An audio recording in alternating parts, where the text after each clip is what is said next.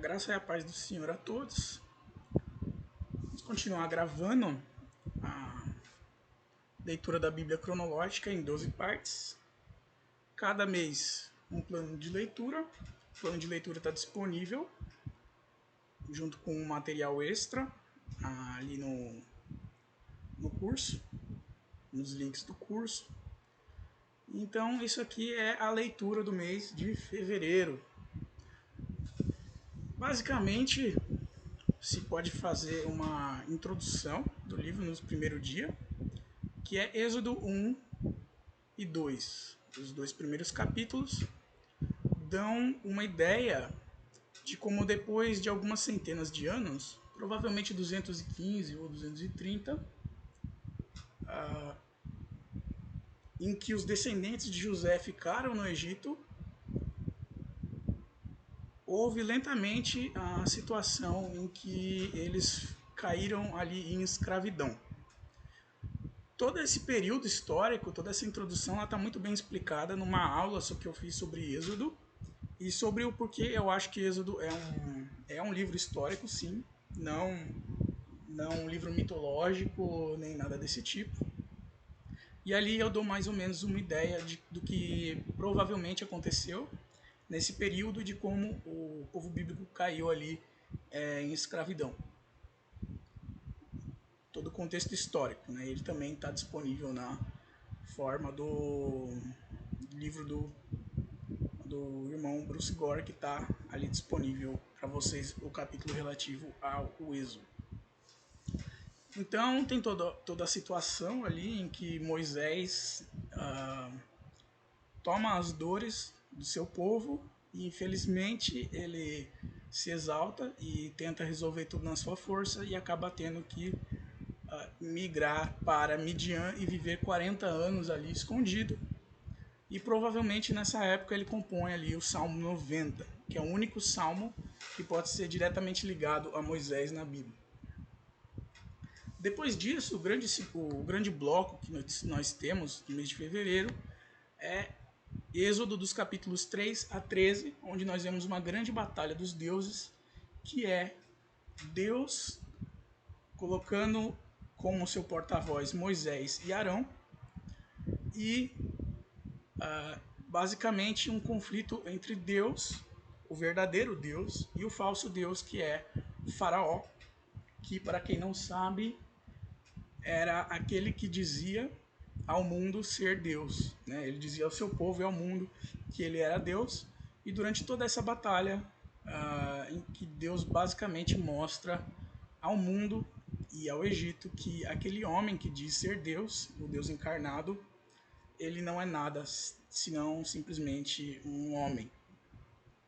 E é muito interessante que nós não temos na Bíblia o nome de Faraó, qual desses faraós, porque houveram faraós por cerca de 2.000, 3.000 anos no Egito, e a Bíblia não dá o nome desse faraó. Eu situo ele ali no livro, pode ficar um pouco mais claro quem ele é, mas existe um grande motivo pelo qual a Bíblia não dá um nome de faraó, e é porque quando os faraós eles queriam destruir alguém, eles acreditavam que se eles apagassem o nome de uma pessoa, essa pessoa perderia sua existência eterna. Então ali é como se Deus, ao apagar o nome de Faraó da história, estivesse condenando o Faraó, né? Então, basicamente por esse motivo, embora eu consiga provavelmente situar ali, junto com outros autores, mais ou menos quem pode ter sido esse Faraó no material extra.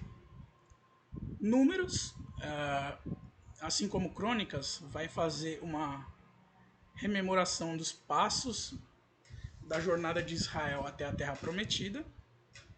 Então ele vai ter alguns pontos em que ele vai relembrar o que estava acontecendo ali. Então, por exemplo, de Números 33, 1 a 16, ele vai lembrar da libertação do povo.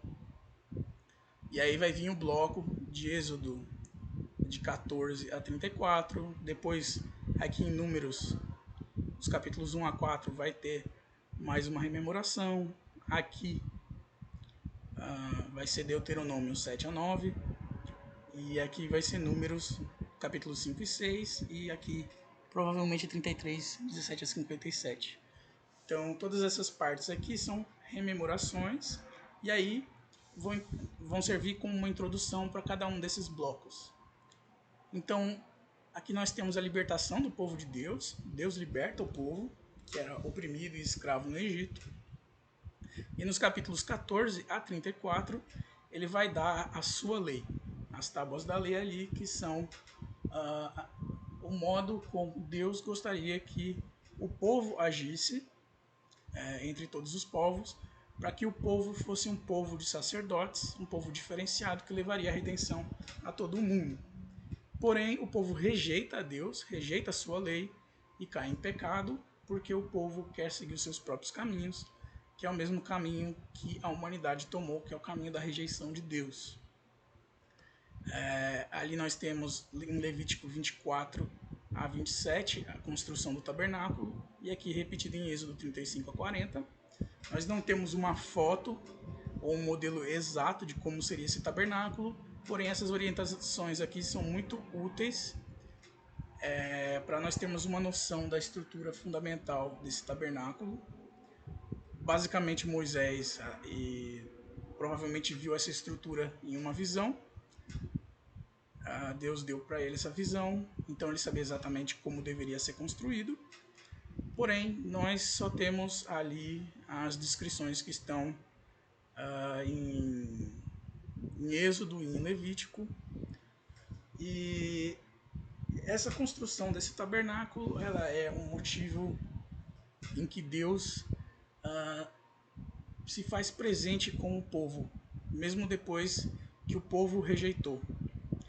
Deus gostaria de estar presente com todo o povo, mas como o povo rejeitou, faz necessário um sistema sacerdotal e um sistema de sacrifícios e todo um sistema religioso, embora o que Deus quisesse já está presente ali no livro de Êxodo e de Levítico, é que o Espírito de Deus habitasse com todo o seu povo, cada um deles.